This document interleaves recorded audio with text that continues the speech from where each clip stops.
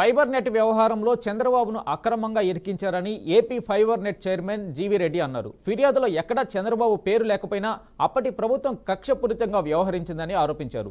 చంద్రబాబుపై తప్పుడు కేసులు పెట్టినందుకు ఏపీఎస్ఎఫ్ఎల్ మాజీ ఎండీ మధుసూదన్ రెడ్డి, గత చైర్మన్ గౌతమి రెడ్డిపై కేసు పెట్టే అంశాన్ని పరిశీలిస్తున్నామన్నారు. కేసుపై అవాస్తవాలు ప్రచారం చేస్తున్న ఓ పత్రికపై పరువు నష్టం దావా కేసు వేస్తామని చెప్పారు.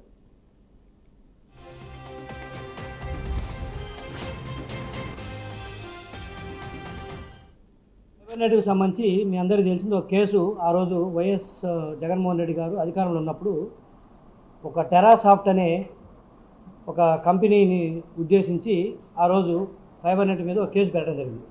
దాంట్లో మా ముఖ్యమంత్రి శ్రీ నారా చంద్రబాబు నాయుడు గారిని నాడు ప్రతిపక్ష నేతగా ఉన్నప్పుడు A1గా పెట్టడం జరిగింది. ఏంటి ఆ కేసు ఆ రోజు పెట్టిన ఉద్దేశం ఏంటంటే, టెరాసాఫ్ట్ అనే సంస్థ కొంత సాఫ్ట్వేర్ రిలేటెడ్ కావచ్చు, కొన్ని టెక్నికల్ సర్వీసెస్ ఫైబర్ నెట్ సంస్థకి ఇవ్వడం జరిగింది. ఆ నేపథ్యంలో ఆ సంస్థ కంట ఆ రోజు అంటే 2014-19లో శ్రీ నారా చంద్రబాబు నాయుడు గారు ముఖ్యమంత్రికి ఉన్నప్పుడు ఈ కంపెనీ మీద ఒత్తిడి పెట్టించి ఆ సంస్థకు కాంట్రాక్ట్ ఇప్పించాడనేది వాళ్ళ ఉద్దేశం.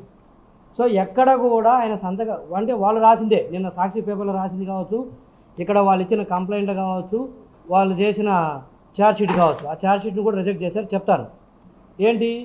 ఆ రోజు 2014-19లో శ్రీ నారా చంద్రబాబు నాయుడు గారు ముఖ్యమంత్రిగా ఉంటూ ఈ సంస్థ పైన ఒత్తిడి తెచ్చి ఆయన కాంట్రాక్ట్ ఇప్పించారంట. అందుకు కేసు అంట.